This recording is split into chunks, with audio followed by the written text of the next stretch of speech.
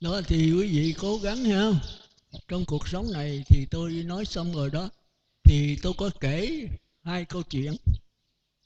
Huệ năng này tượng trưng cho thánh tăng, còn quyền giác đó thì tượng trưng cho phàm tăng.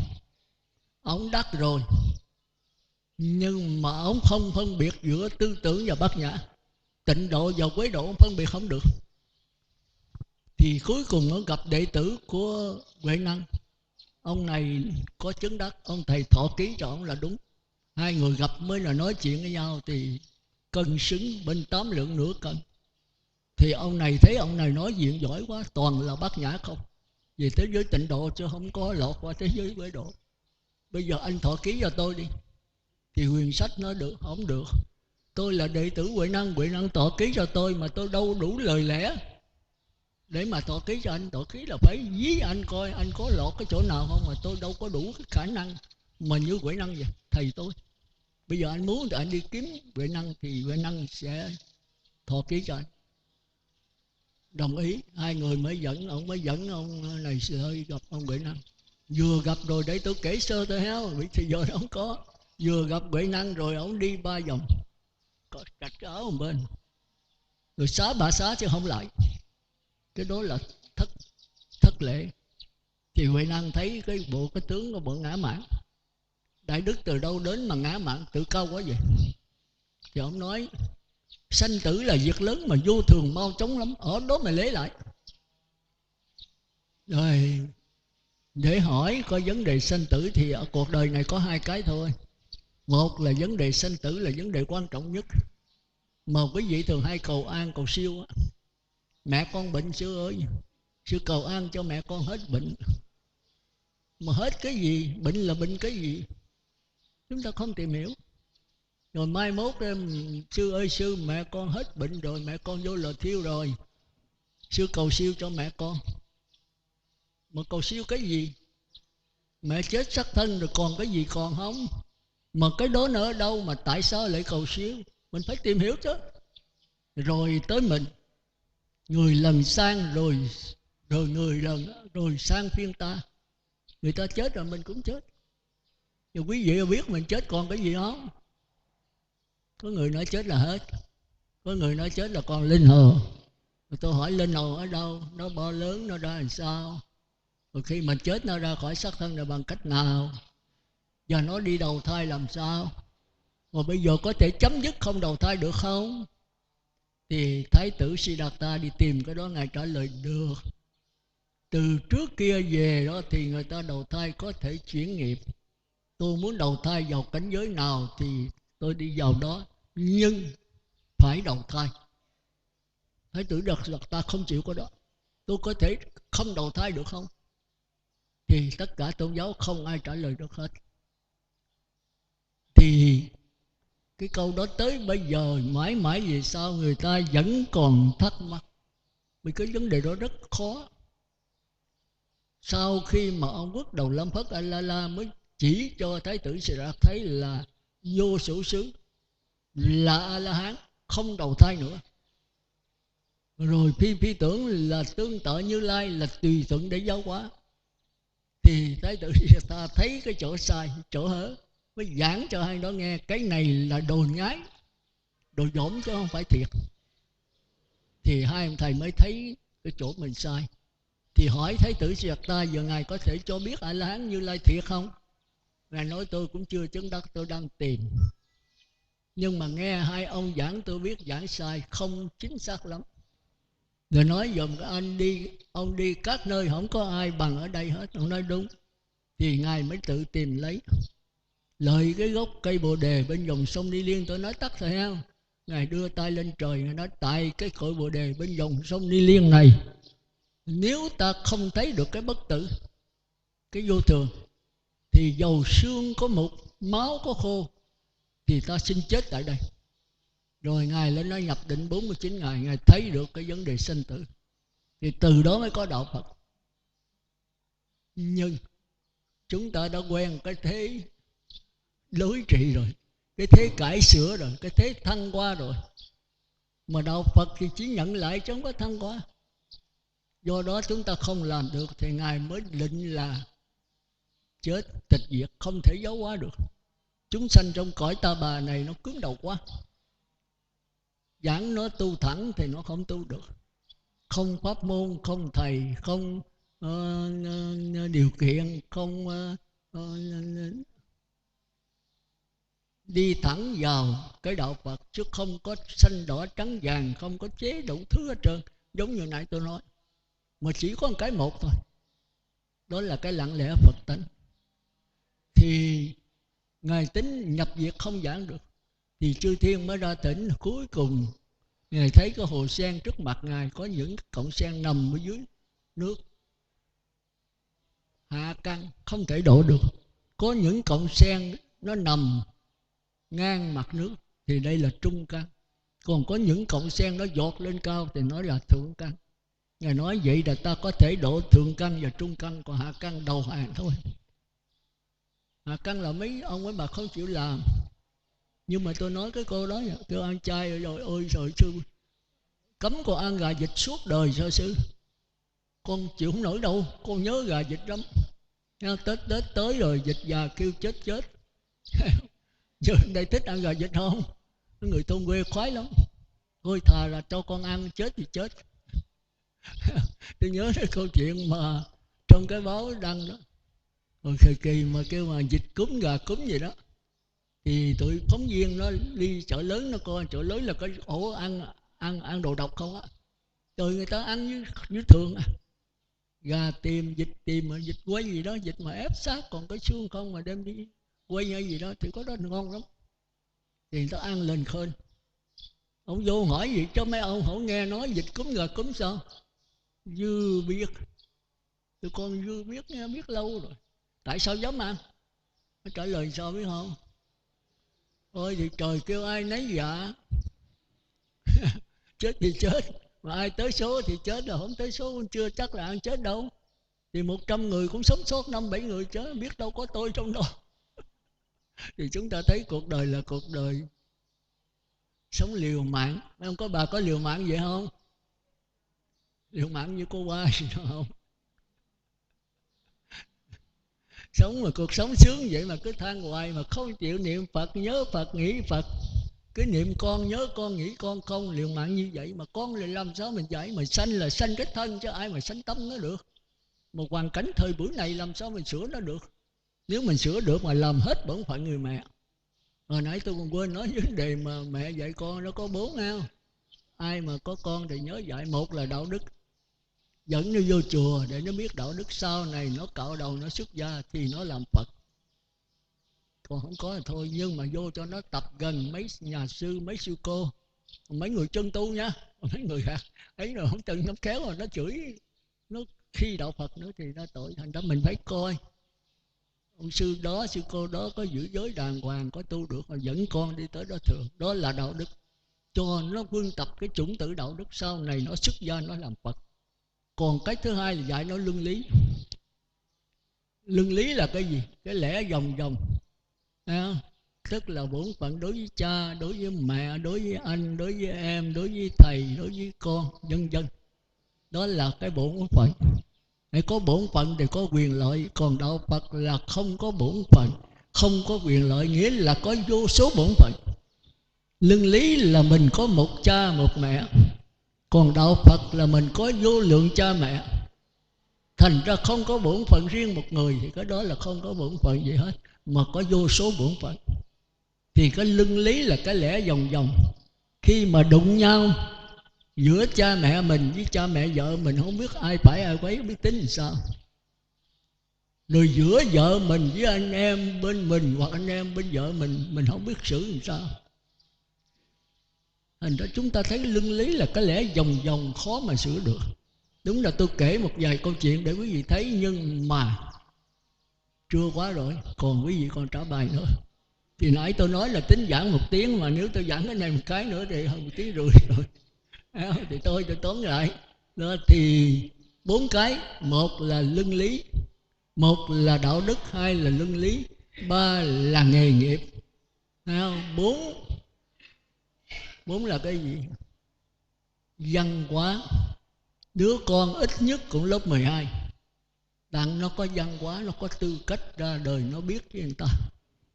Ở Việt Nam mình thất học nhiều, chứ còn ngoại quốc nó phải lớp 12 qua đại học mới được nghỉ, bất cứ người dân nào. Bây giờ mình cũng đang đi theo thế giới như vậy. Thì quý vị có con ráng cho nó học lớp 12. Bây giờ trường học rất dễ. Còn thời tôi đây không, là muốn học lớp 9 đó, lên tới Sài Gòn. Ở tỉnh không có. Ở Cần Thơ thì mới có lớp 9, lớp 12 cũng chưa có nữa. Ở đó kêu là trung học đệ nhất cấp với tú tài 1, tú tài 2, chứ không kêu như bây giờ. Tây nó đì mình mà, đặng cho dân mình đừng có cái văn hóa cao. Văn hóa cao thì chống lại nó cai trị mà, nó muốn nô lệ làm ngu dân. Còn bây giờ người Việt mình là chủ thì phải làm cho người dân có hiểu biết. Thôi tôi nói vậy, giờ nhắc lại ha. Người mẹ, cha mẹ phải lo cho con, một là đạo đức, hai là luân lý. Đạo đức là đến chùa, luân lý là đại diện cho luân lý là trường học. Thầy cô là phải có luân lý, bổn phận đó, quyền lợi, trách nhiệm. Cái thứ ba là cho nó có nghề nghiệp, sau này nó ra nó sống với xã hội. Cái thứ tư là cho nó có văn hóa, ít nhất lớp 12. Thôi giờ chúng ta trở lại ha. Thì quý vị gắng nhớ. Còn bây giờ qua cái giữa quyền giác và huệ năng, thì câu hỏi của quyền giác là vô thường, sanh tử là việc lớn, vô thường mau chóng lắm. Thì coi huệ năng có pháp môn hay không. Nếu mà có pháp môn lão đi về liền. Thì huệ năng nói sao không ngay cái sanh tử mà nhận lại cái vô sanh, sao không ngay cái vô thường mà liễu tri cái chân thường. Thì quyền giác là tay đắc quả mà, là nghe cái biết. Thì ông nói nhận lại tức là vô sanh, mà liễu tri tức là chân thường. Thì huệ năng khen đúng vậy, đúng vậy, ông rất là thông minh. Bây giờ ông mới quỳ xuống lại. Rồi ông xin hầu tổ. Tổ cho hầu, cho 2 tiếng hồ ông xin về. Tổ nói cha, ông này không biết có đúng là thánh tăng hay không, mới thử có một cái chưa biết, thử thêm một cái nữa. Thì huệ năng mới hỏi, về sao mà mau quá vậy, về sao chống thế. Thì quyền giác biết là tổ chơi mình. Ông mới nói vốn mình không động, lấy cái gì mà chống chạy. Tôi đi là tôi đi xác thân, nhưng mà tôi đâu phải là xác thân. Tôi là cái biết chứ. Cái biết lặng lẽ, biết lặng lẽ, đâu có đi, đâu có đến, đâu có già chết gì đâu. Mà nó vốn mình không động. Mà tổ nói là mau chậm, đâu có gì mau chậm. Mau chậm là xác thân của tôi, chứ có bất tử của tôi với cái tổ là một thứ. Thì tôi đâu có rời tổ.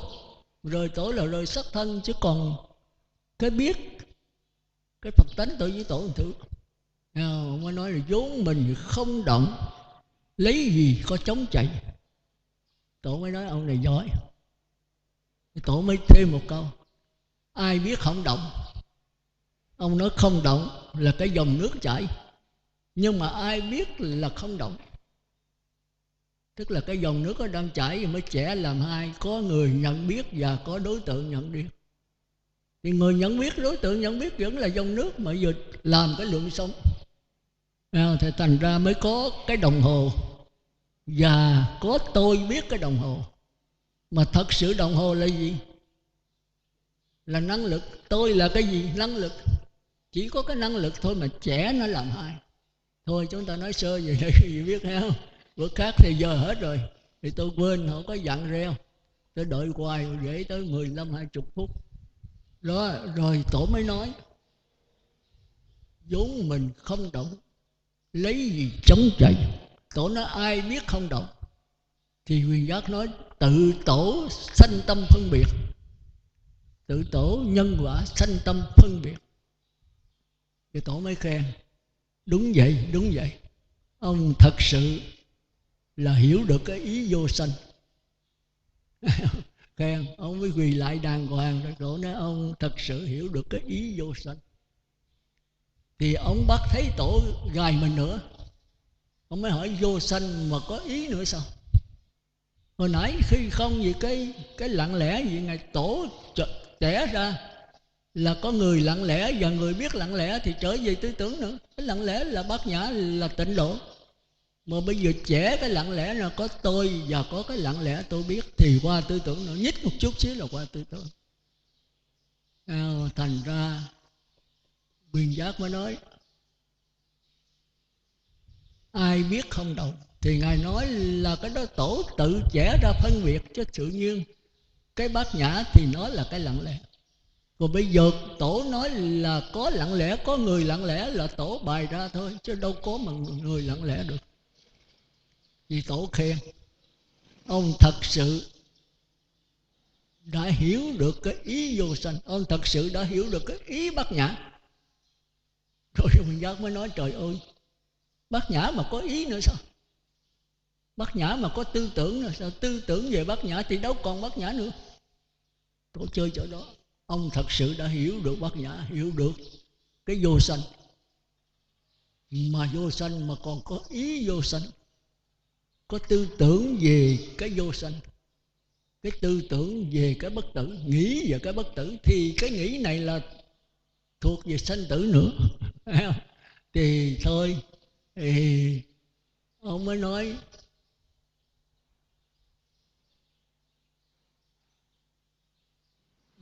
mà vô sanh há có ý sao Tổ? Đã là vô sanh bất tử rồi mà là có nghĩ về vô sanh. Thì Tổ chơi thêm một cái cuối cùng nữa. Nếu không nghĩ, không ý thì ai phân biệt đây? Nếu không có ý thì ai phân biệt đây? Thì Tổ chơi tới 3 cái mũi dao đâm vào 3 cái thế của tư tưởng, đâm vào cái bát nhã. Nếu không có ý thì ý là tư tưởng, ai là tư tưởng, phân biệt là thế tư tưởng. Như vậy thì người đắc quả thánh nhân Phật không có phân biệt sao? Đó, cuối cùng là Huệ Năng dí Quyền Giác vào cái thế bí. Quyền Giác mới mỉm cười, bạch thưa Tổ, biết thì có, nhưng đó cũng không phải là ý. Thì tới đây Huệ Năng ngừng hết rồi. Như vậy là ông nhận được cái bất tử thiệt, tức là ông thuộc về cái bát nhã. Thôi câu chuyện hết. Thì tôi lấy cái câu sau này để quý vị trả lời. Như vậy thì phân biệt cuộc sống này vẫn có, nhưng đó không phải là tư tưởng. Như vậy chúng ta phân biệt bằng cái gì? Tôi nói lại cái bài đó ha. Đầu tiên đó, Quyền Giác gặp Huệ Năng thì nói sanh tử là việc lớn, vô thường mau chóng lắm. Thì Tổ trả lời sao không ngay cái nhân sanh tử, nhận lại cái vô sanh, không ngay cái vô thường, liễu tri cái chân thường. Thì ông nói nhận lại là vô sanh, liễu tri đó là chân thường. Tổ nói đúng vậy, đúng vậy. Thì ông bắt đầu mới lại Tổ. Rồi ông xin hầu Tổ, Tổ chấp nhận. Hầu có chừng 2 tiếng hồ ông xin trở về. Tổ nói về sao mà mau quá vậy? Ông nói vốn mình chẳng động mà lấy gì mau chậm. Thì Tổ mới hỏi ai biết không động? Thì ông nói đã là không động, cái dòng nước trôi chảy vậy là bát nhã, vì lợi lấy tư tưởng trẻ thành đã quấy độ. Cái tịnh độ là tịnh độ mà trẻ ra thành quấy độ. Ai biết không động? Thì ông nói tự Tổ sanh tâm phân biệt, tự Tổ trẻ ra. Rồi Tổ khen ông thật sự đã hiểu được cái ý vô sanh. Mà đã vô sanh mà còn có ý nữa. Thành ra ông nói đã vô sanh mà còn có ý. Thì Tổ mới hỏi là không ý thì ai phân biệt đây? Ông nói không có ý, không có ai, thì ai mà phân biệt? Mà nói ý là tư tưởng, ai là tư tưởng, phân biệt là tư tưởng. Từ một cái thế bát nhã mà trẻ làm 3 phương diện đánh vào cái thực tại bát nhã, thì chúng ta thấy căng nữa. Thì sau đó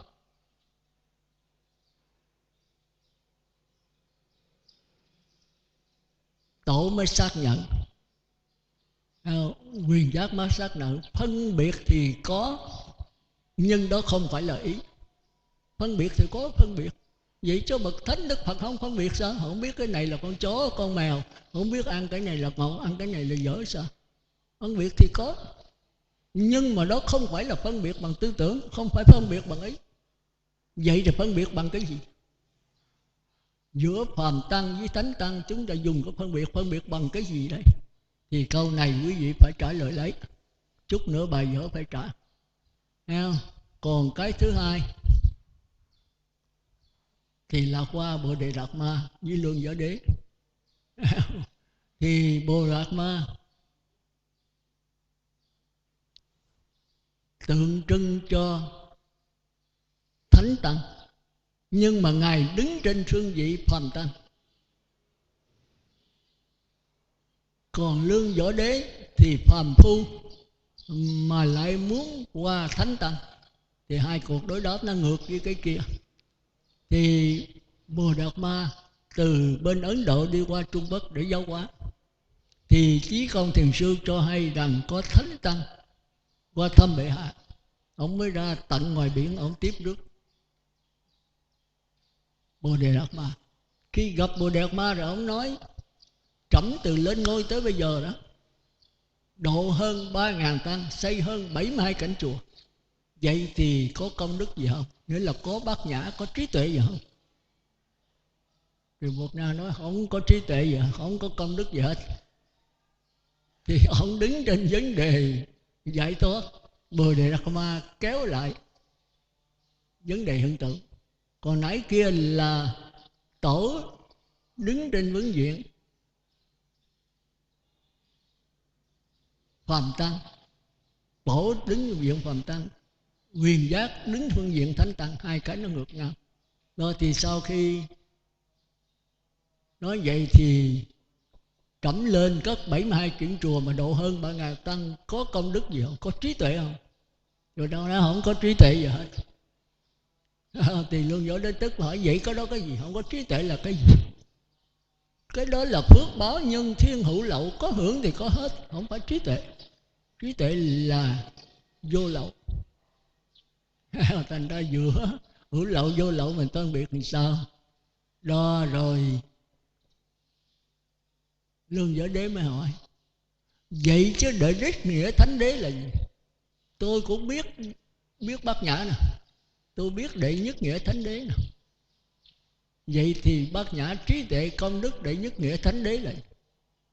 Thì Bồ Đề Ma trả lời không có mốc gì về là bát nhã hết, không có cái gì là đệ nhất nghĩa thánh đế hết. Thì có thánh mới có phàm.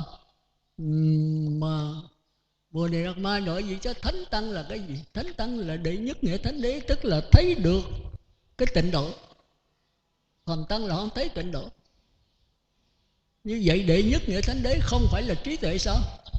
Họ nói quách nhiên vô tánh, rộng ràng, không có thánh phàm gì hết. Dương Độ Đế mới tức. Vậy chứ ai đứng trước mặt trẫm đây? Ngài không phải là thánh tăng, tôi không phải là phàm tăng. Ngài không phải là bát nhã, tôi không phải là tư tưởng sao? Thì Bồ Đạt Ma trả lời không biết. Thế là cuộc đối thoại chấm dứt. Như vậy cái này muốn nói cái gì? Còn một đoạn sau nữa nha. Quý vị trả hết này rồi tôi tiếp tục cái đoạn sau là Bồ Đạt Ma thấy Lương Võ Đế không tiếp thu được Phật Pháp, bỏ đi qua nước khác, mới gặp Thần Quang. Rồi còn dài dài nữa. Rồi sau này gặp sư cô Yên Chi mới là thuốc Bồ Đạt Ma chết. Thì câu chuyện đó rất hay. Nhưng mà chúng ta trả cái này trước, rồi chúng ta đi sâu hơn nữa. Thấy không? Còn dài dài. Thấy không? Như vậy thì bây giờ cái câu hỏi là Bồ Đề Đạt Ma đứng trên vương diện mà phước báo cúng dường bố thí bị Bồ Đề Đạt Ma bác bỏ hết. Như vậy người Phật tử chúng ta có nên cúng dường bố thí, có nên giúp cái thầy tu để tu, có nên cất chùa đâu hay không?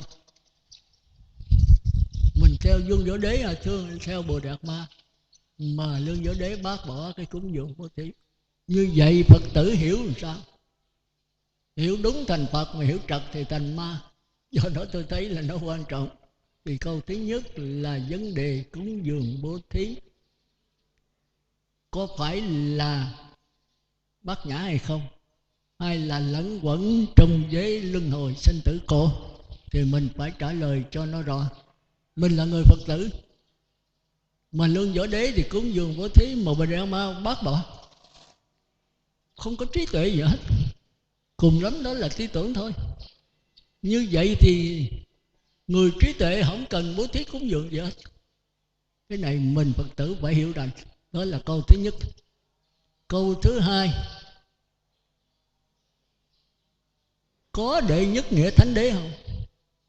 Có niết bàn, có phàm phu không? Có thánh tăng, có phàm tăng không? Đệ nhất nghĩa thánh đế là gì? Tức là đệ nghĩa thánh đế là thánh tăng trí tuệ. Có trí tuệ, có tư tưởng không? Thì Bồ Ma nói quách nhiên vô thánh, không có tư tưởng, không có trí tuệ, mốc gì hết.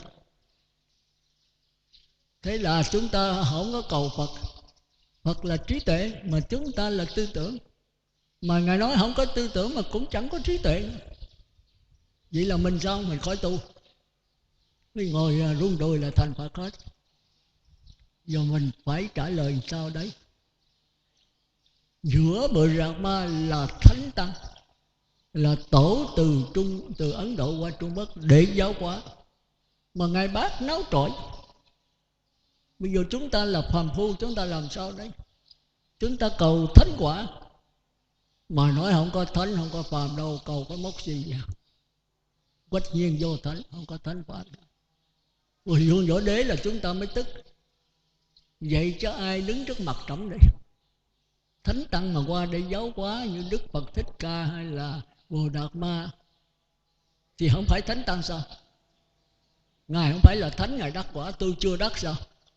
Ngài là bát nhã, tôi là tư tưởng, phải vậy. Tôi tư tưởng, tôi tiến tới bát nhã để giải thoát, phải vậy không? Mà Ngài nói không có thánh, không có Phật, không có Phật, không có chúng sanh gì hết. Như vậy thì ai đứng trước mặt trọng? Ông Phật Thích Ca ngồi trên đó không phải là thánh sao? Thì Bồ Đạt Ma trả lời không biết, tôi không biết gì hết. Thế là Lương Võ Đế bị chặt 3-4 lần. Như vậy nói với mình bây giờ mày nghĩ gì sao? Có Phật Thích Ca, có thế giới cực lạc, có cầu giảng sanh gì đó để thành Phật A Di Đà hay không? Hay là không có Di Đà luôn, không có Thích Ca luôn, cũng không có mình luôn? Bây giờ quý vị đang tu, quý vị nghĩ gì sao? Vậy câu đó 3 câu. Cái thứ nhất là bố thí cúng dường, không có trí tuệ, đó là phước báo thôi. Mình phải làm sao? Cái thứ hai là thánh và phàm. Đệ nhất nghĩa đế là trí tuệ, mà chúng ta là tư tưởng. Thì ông nói không có bát nhã, không có tư tưởng gì hết, mốc gì, không có cái gì là trơn là vọng hết. Đó là cái thứ hai. Cái thứ ba là ai đứng trước mặt trọng đây? Vậy là có thánh tăng tu đắc, và mình là phàm phu để tu thành tấn không? Thì Bồ Ma nó không biết, không biết. Giờ Phật tử phải trả lời sao? Thôi tới đây của tôi là xong. Bây giờ tới cái trả lời của quý vị, hoặc là trả bài thứ nhất giữa quyền giác và huệ năng, hoặc là trả bài thứ hai. Cái trước cũng có 3 câu nha. Thì cái câu tôi tóm là cái nhận thức, cái tâm của mình, cái hiểu biết mình có bao nhiêu cách. Mà ông quyền giác nói cái biết thì có, nhưng đó không phải là tư tưởng. Phân biệt thì có, Phật cũng phân biệt, chúng sanh cũng phân biệt, nhưng mà cái phân biệt của Phật không phải là ý, không phải là tư tưởng. Vậy Ngài dùng cái gì để phân biệt? Có bao nhiêu thứ phân biệt? Thì mình phải trả lời câu hỏi đó. Còn câu số 2 là Lương Võ Đế và Bồ Đạt Ma có phước báo, có trí tuệ hay không? Trí tuệ, phước báo có thể sống chung nhau được không? Thì Lương Võ Đế thì đứng ra làm phước báo, Bồ Đạt Ma thì bác bỏ, nó không. Bố thí cúng dường không phải là trí tuệ, đó là phước báo. Rồi cái thứ hai, như vậy là không có phàm tăng và thánh tăng sao? Thì Bồ Đà Ma nó không có phàm thánh gì hết. Cái thứ ba, như vậy thì ai đứng trước mặt trọng đây? Ngài đến Ngài giáo hóa tụi tôi, Ngài không phải là thánh, tụi tôi phàm phu sao? Không biết. 3 câu. Thế là quý vị trả lời 3 câu này. Nếu trong cuộc sống này mình gặp cái hoàn cảnh vậy, mình sẽ tu làm sao cho nó sáng tỏ? Thì một là mình giải thoát cho cá nhân mình, hai là giúp những người đồng tu với mình, bạn sen của mình cùng giải thoát. Nếu hiểu được rồi thì cái tịnh độ nằm ở trong tay mình, từ nay không còn mê tín nữa. Vậy thì tôi tới đây xong, bây giờ tới chư Phật tử. Kính bạch sư, con xin trả bài theo sự hiểu biết ít ỏi của con qua câu chuyện của vua Lương Võ Đế và tổ Bồ Đề Đạt Ma. Thì vua Lương Võ Đế thì đại diện cho, là biểu hiện cho trí thông minh của tư tưởng, còn tổ Bồ Đề Đạt Ma là tượng trưng cho trí huệ bát nhã. Bát nhã thì bao trùm tư tưởng, còn tư tưởng thì chưa dối được tới bát nhã.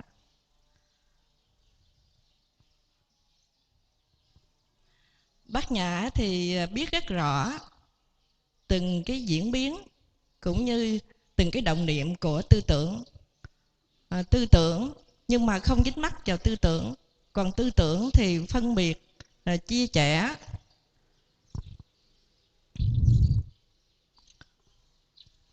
Qua câu chuyện của tổ Bồ Đề Đạt Ma và Lương Võ Đế thì ở ý thứ nhất thì vua Lương Võ Đế có hỏi tổ Bồ Đề Đạt Ma là nhà vua đã xây 72 cảnh chùa, độ hơn 3.000 tăng, có công đức gì không? Thì tổ Bồ Đề trả lời là không công đức gì đã cả. Thì theo sự nhận thức của con thì xây chùa độ tăng, đây là cái nhân hữu lậu, nhân sinh diệt, đây là nhân thiện, thì chỉ hưởng đến cái quả thiện, quả cõi trời, cõi người, quả sinh diệt. Thì nhân quả sinh diệt này cũng như là hình với bóng, cũng như là ngày với đêm, hết đêm thì tới ngày, hết ngày thì tới đêm. Còn công đức vô lậu thì không phải là cái làm ra, mà lo do sự tu hành, trí rộng rang, tâm sáng suốt từ nơi bổn tánh, chứ không do cái cộng nghiệp thế gian. Thì con ví cái công đức vô lậu thì như là dòng nước, và cái phước đức hữu lậu thì như là sóng. Thì muốn tìm dòng nước thì phải tìm ngay trong sóng, còn nghĩ dòng nước là sóng thì không thể tìm được. Còn theo câu hỏi của sư thì qua câu chuyện, qua cái ý trả lời của tổ Bồ Đề Đạt Ma, thì như vậy thì Phật tử có nên làm phước bố thí hay không? Thì theo suy nghĩ của con thì làm phước bố thí nhất thiết là phải làm. Tại vì bố thí làm phước là cũng là một trong 3 cái phương tiện ắt có, cốt lõi để đưa đến thức trong sáng. Tại vì bố thí thì diệt trừ được tham lam, còn giới hạnh thì diệt trừ được cái sân, và thiền định thì diệt trừ được si.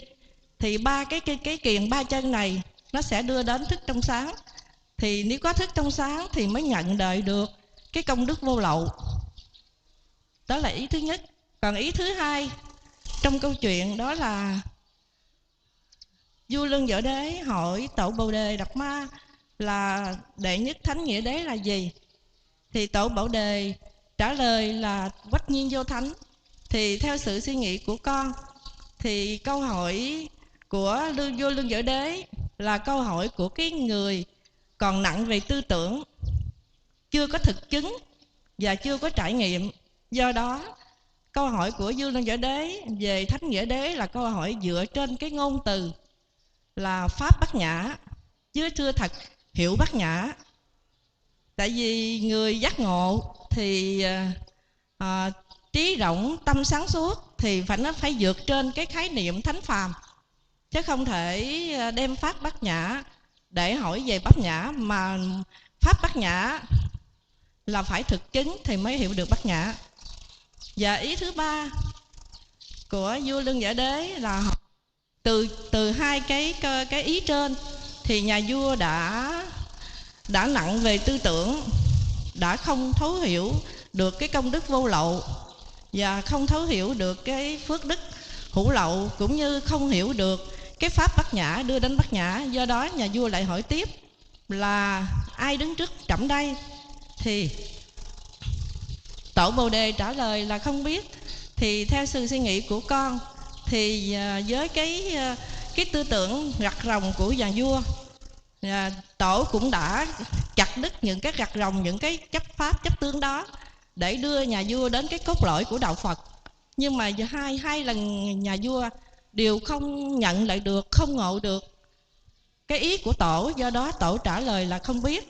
Thì lần này thì Tổ muốn chặt đứt đi cái chấp tướng chấp ngã của nhà vua, để coi nhà vua hiểu được thì nhà vua hiểu, còn nếu nhà vua hiểu không được thì thôi. Chứ Tổ cũng đã đem cái cốt lõi cho nhà vua, nhưng mà nhà vua cũng chưa nhận được. Thì bạch sư, thì cái sự hiểu biết của con có bao nhiêu thôi, con xin hết ạ.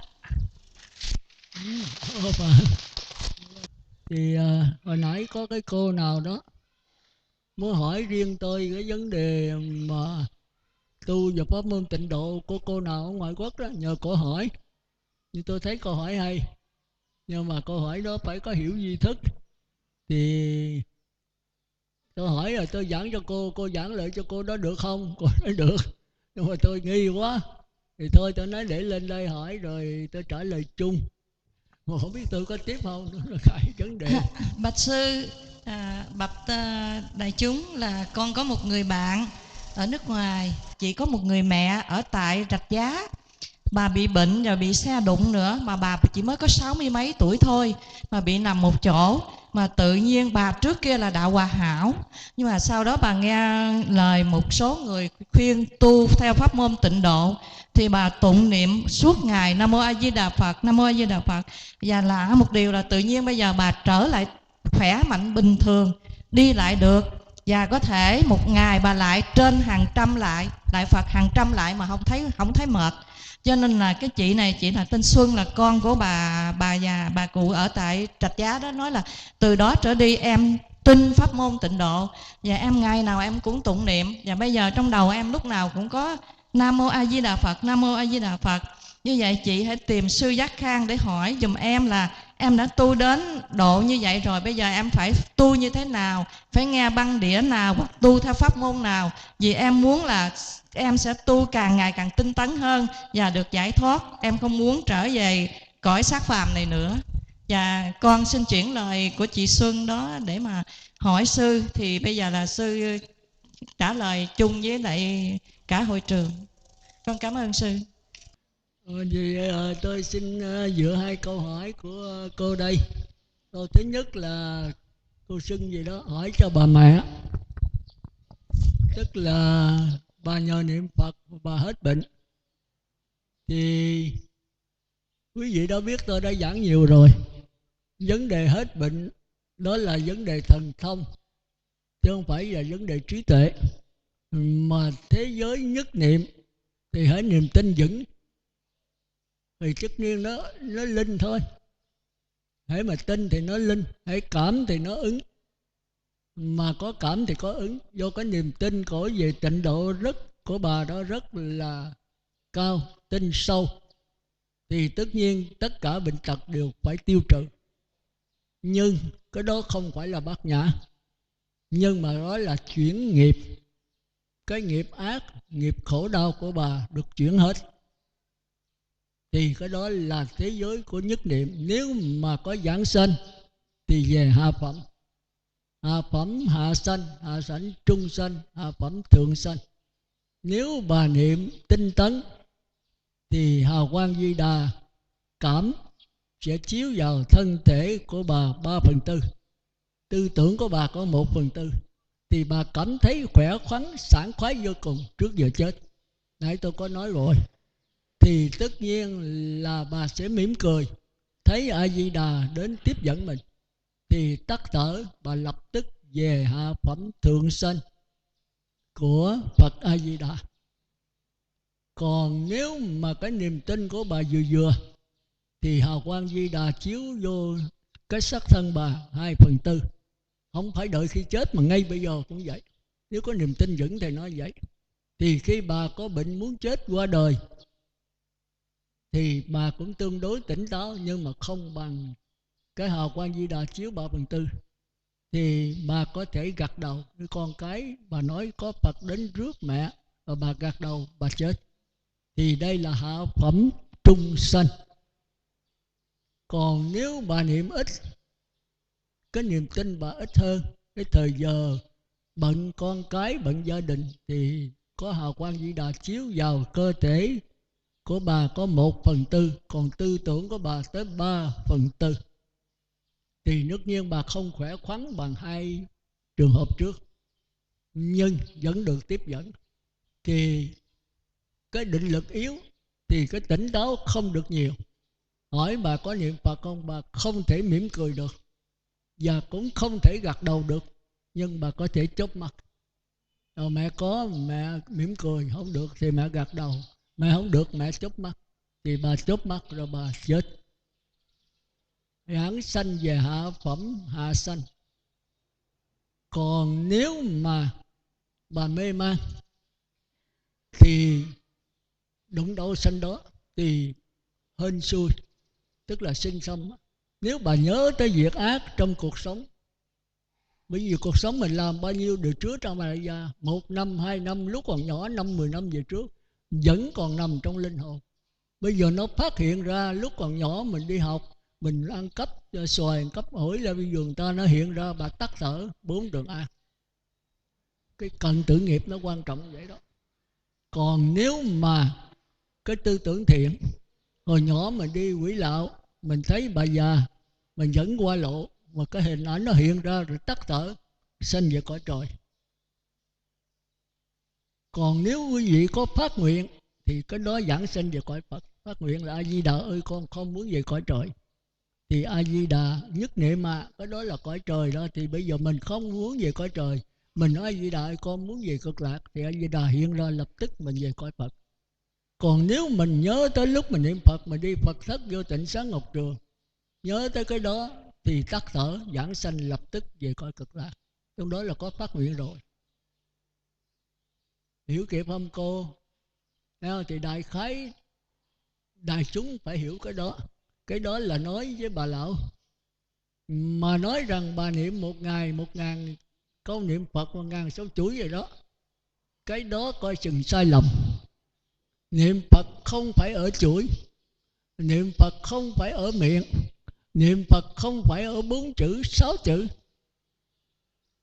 niệm Phật không phải la lớn tiếng, niệm Phật không phải niệm nhỏ, niệm Phật không phải niệm phật thầm.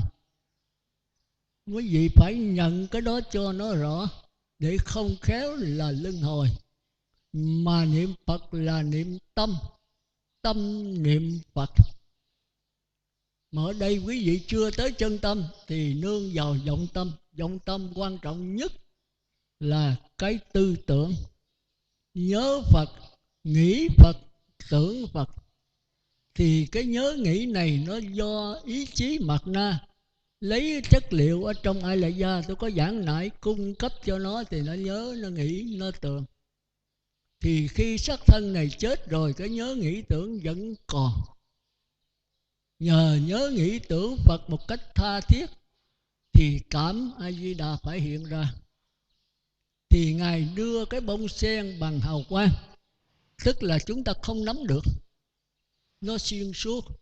Thì cái nhớ nghĩ tưởng mình bỏ cái xác thân, bỏ cái ốc này, để nhập vào cái bông sen. Thế là mình chết lập tức, sanh về xứ Cực Lạc.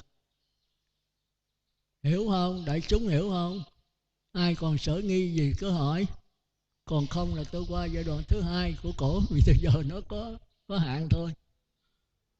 Cô đó hiểu không? Có thể về nói với cô Sưng coi gì đó được không ấy, thì đem cái đĩa này đưa cho cổ, thấy không? Nếu bà mẹ tiếp tục đó thì vấn đề niệm Phật lại Phật tốt chứ không phải xấu. Nhưng mà cái đó không phải là quyết định dẫn sanh. Nếu tôi lại Phật 1 ngày 1.000 lại, tôi lần chuỗi 1 ngày 10 sâu, mà tôi nhớ con nhớ tiền bạc, bảo đảm không dẫn sanh. Cái quan trọng là cái nhớ. Khẩu nghiệp, thân nghiệp không quyết định cho sự giảng sanh, mà giảng sanh là do tư tưởng ý nghiệp. Thân, khẩu, ý nghiệp là chánh. Bây giờ tôi ngồi đây tôi không niệm Phật, tôi không lại Phật, mà luôn luôn tôi nhớ Phật, nghĩ Phật, tưởng Phật, tôi tắt thở tôi giảng sanh không? Giảng sanh không? Giảng sanh. Mà cái đó khó làm mà, đừng có bắt chước. Tôi nói là nói cho rành vậy thôi. Còn người sơ cơ mẫu giáo, thân lại Phật, miệng niệm Phật, thì cái ý nó dễ nghĩ, nó dễ nghĩ. Còn tôi đã làm lâu rồi, trình độ cao rồi, tôi không cần lại Phật, không cần nghĩ tới Phật, không cần miệng niệm Phật, mà luôn luôn tôi nhớ thôi. Tôi không cần lớn tiếng, không cần niệm thầm, mà tôi không niệm Phật, không gì hết, mà tôi chỉ ngớ nghĩ thôi. Tôi nắm ngay cái cốt lõi là cái ý nghiệp, thì giảng sanh. Còn bây giờ tôi niệm cho nhiều, tôi la lớn sùm A Di Đà Phật, mà tôi có nghĩ con nghĩ tiền bạc không, làm sao giảng sanh? Cái thân, cái khẩu là cái phụ thuộc, cái chánh là cái ý nghiệp, cái tư tưởng của mình. Có về có nói lại với cô được không? Cái này là đi vào di thức đó. Rồi tôi nói là cô lặp lại khó lắm, thì có thể cô xin cái đĩa ở đây, đem về mở cho cô nghe. Cái đó là cái thứ nhất trả lời cho mẹ cô. Cô đồng ý không? Hay còn có thắc mắc cái gì có hỏi nữa? Còn được rồi, tôi qua tới vấn đề trạng thái của cổ. Bây giờ cô hỏi tu pháp môn gì? Thì trong tất cả pháp môn của Phật, pháp môn nào cũng quý hết. Pháp môn chỉ là dối gạt. Đó là cái thuốc để trị bệnh cho chúng ta. Có 8 muôn 4 ngàn cái phiền não, thì sẽ có 8 muôn 4 ngàn cái thuốc để trị bệnh. Cũng như tôi nhức đầu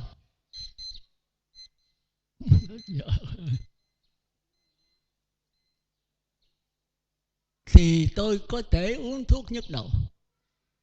Nhưng mà người khác cũng nhức đầu, mà tôi đưa thuốc nhức đầu cho tôi thì có thể không đúng. Nhức đầu nó có nhiều thứ.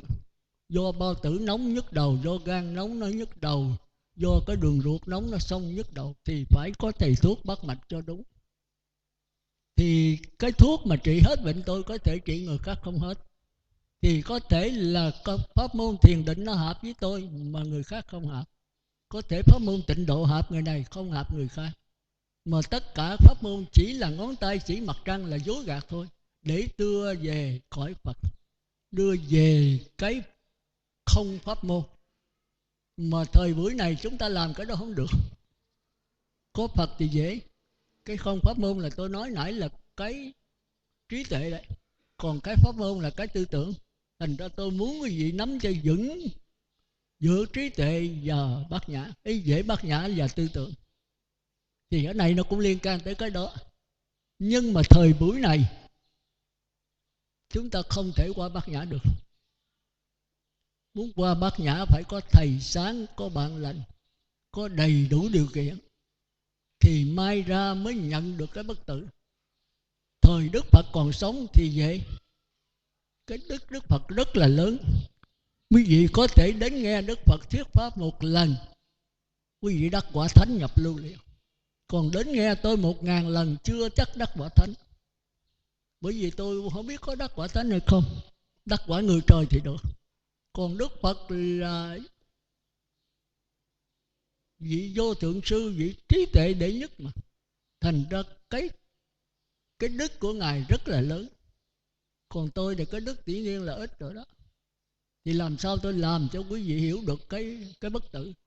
Thì thời buổi này Đức Phật mới tương truyền rằng các con khó mà qua đạo Phật. Thành ra lúc mà ta đắc quả ta tính không giáo hóa, nhưng mà lúc đó còn ta, thành ra ta giáo hóa được 1250 vị đều đắc thánh quả hết. Có mình A Nan là nhập lưu thôi. Nhưng sau 1500 năm về sau là thời mạt Pháp. Đúng là 1000 chánh Pháp, 1000 tượng Pháp, 10.000 mạt Pháp. Nhưng mà thâu người nữ cho nên mất 500. Tức là 1500 năm về sau là mạt Pháp. Pháp thì không mạt. Mạt cái gì? Vì cuộc sống quá đầy đủ, tiện nghi quá dồi dào, vật chất lên cao ngút trời. Mà cái tâm con người là cái tâm tham. Mà nếu không có tiền bạc, không có vàng thì cái tâm tham nó không có khởi được. Có hột giống tham mà bây giờ thiếu đất nước, nước phân bón thì nó không lên được. Đó là thời Đức Phật. Rất là đơn giản. Mấy ông nào lớn, ông bà nào lớn tuổi thì biết. Hồi 40-50 năm về trước tôi cũng thấy nè, không có điện như bây giờ đâu. Ở thôn quê tối hù, hoàng sòn sống với trăng sao. Nhưng mà con người rất là hạnh phúc. Ông già bà lão chúng ta kêu ông cố, ông ngoại gì đó, thì chúng ta thấy rằng sống như nhau, răng lông đầu bạc, 80-90 tuổi vẫn còn ăn ở với nhau. Còn bây giờ tuổi trẻ bây giờ ly dị nhau ăn có bữa. Hỏi mấy người Việt kiều thì biết. Vật chất lên đầy đầu, rồi cái lòng tham thì vợ chồng gây lộn nhau tối ngày. Bây giờ điền bạc là hạng nhất. Thì trong cái báo mà văn hóa Phật giáo viết ra tới cười đó. Có tiền mua tiên mua Phật. Tiền là sức bật của cuộc sống, tiền là sức sống của tuổi trẻ, tiền là sức khỏe ông già. Rồi cái gì dài dài rồi tiền là trên hết, hết ý. Bây giờ giết nhau cũng vì tiền. Thế giới mà chiến tranh cũng do tiền. Đại chiến thứ nhất là kinh tế, đại chiến thứ nhì là kinh tế. Bây giờ đại chiến thứ ba sắp nổ nữa, sắp tận thế nữa, cũng là tiền. Ác nghiệt chi mi lắm rứa tiền, mi làm nhân loại quá đã điên. Do đó bây giờ khó mà tu. Quý vị bây giờ cũng nhờ tiền bạc không. Nhất là mấy người Phật tử mà giàu có, tối ngày cái lo vàng lên giá, đô la xuống giá gì tùm lum hết.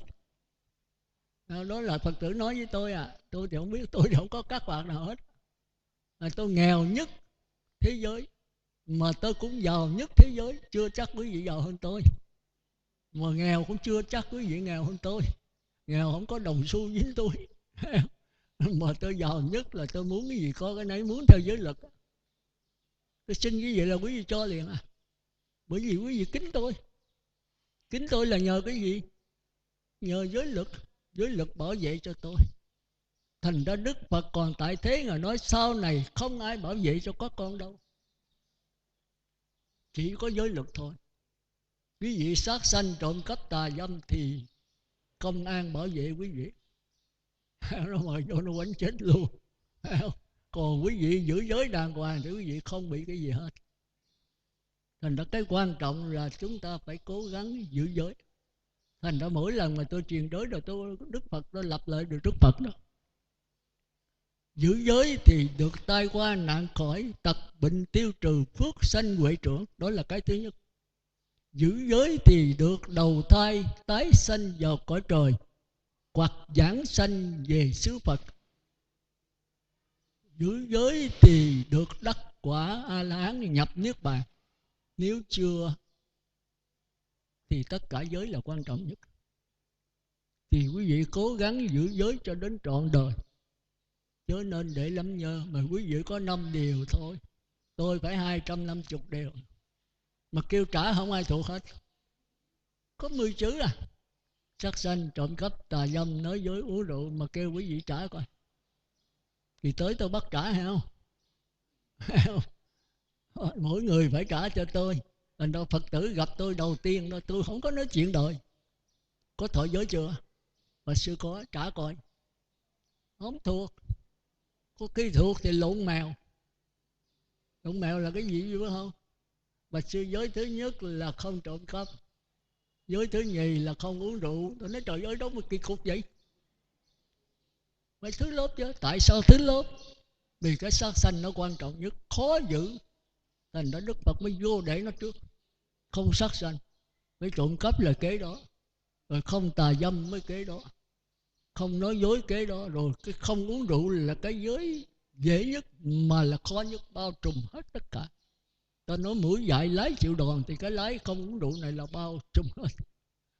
Hãy mà uống rượu say xưa thì sát sanh, trộm cắp, tà dâm, nói dối, ngụ lầm hết. Thôi vậy là tôi giảng đây để trả lời cho cô đó. Thì cô về có nói với cổ là muốn tu thì pháp môn nào cũng được. Nhưng mà thời buổi này chúng sanh ngu si thì cố gắng theo tịnh độ là dễ hơn. Tịnh độ cũng nhất niệm thôi. Mà thiền tông, minh sát tệ, tất cả ngoại đạo cũng là nhất niệm thôi.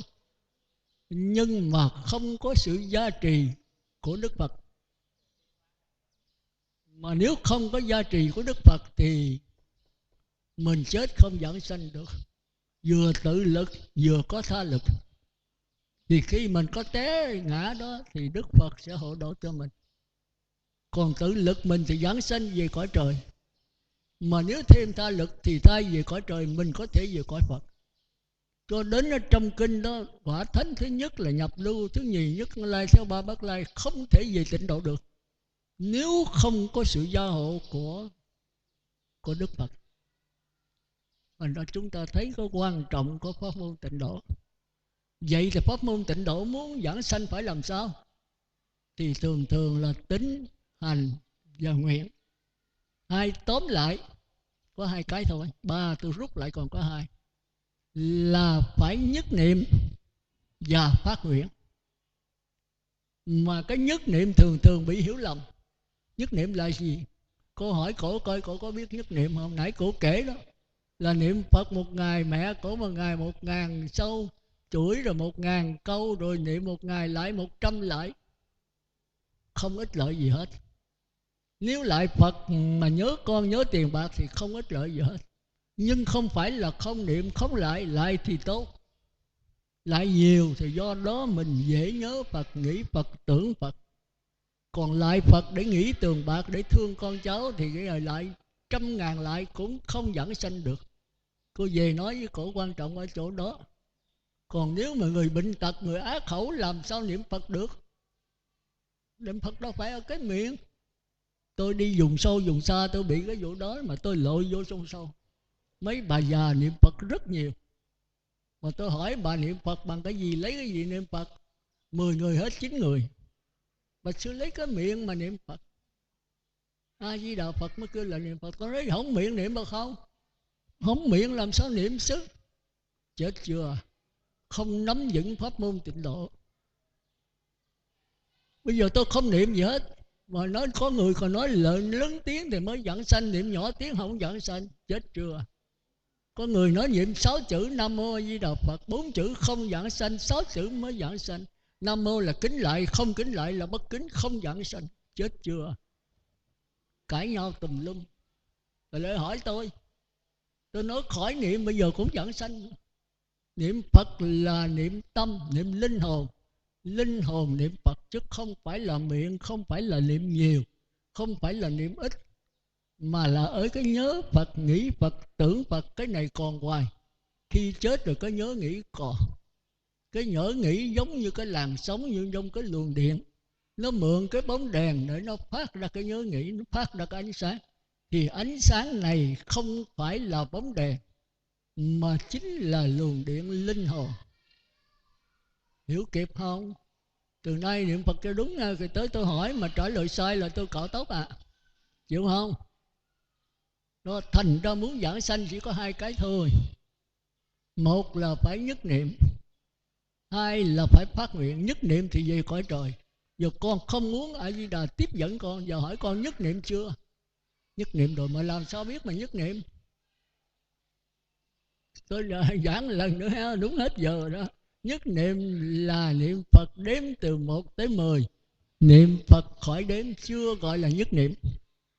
Nó chưa đầy ai lại gia đâu, chưa đầy linh hồn mà đâu. Trong linh hồn mà có chủng tử ác, chủng tử thiện. Bây giờ quân tập chủng tử niệm Phật vô 1000 câu, nhớ Phật có 500, còn 500 nghĩ 7. Vô đó chủng tử ác nó tiêu diệt hết 300, còn 200. Bây giờ phải bền, tinh tấn, làm hoài. Thì chủng tử niệm Phật qua ngày nó một nhiều, thì nó diêu diệt chủng tử ác lại. Tới chừng nó đầy thì sao? Nó tràn ra. Quý vị nào niệm Phật nhiều thì biết. Tự nhiên tôi muốn niệm là tôi nghe trên không gian, là linh hồn tôi nằm trên đó, nó phát ra tiếng niệm Phật. Thì không gian đó là linh hồn, niệm Phật bằng linh hồn. Linh hồn thì nó tự nhiên nó ra, chứ mình không cố ý. Thì tư tưởng tôi bắt gặp mới cố ý tống trở vô nữa. Rồi linh hồn nó đầy, nó tràn trở ra, tôi tống trở vô, nó tràn ra, tôi tống vô. Thì giữa linh hồn và tư tưởng hai cái khắn chặt lấy nhau, thì không có tư tưởng nào xen vô được. Cái này mới gọi là nhất niệm. Thì thôi vậy rồi, trước khi dứt lời, tôi cũng xin cầu chúc cho pháp hội của chúng ta cũng như toàn thể pháp giới đều chống giảng sanh cực lạc và thành Phật đạo.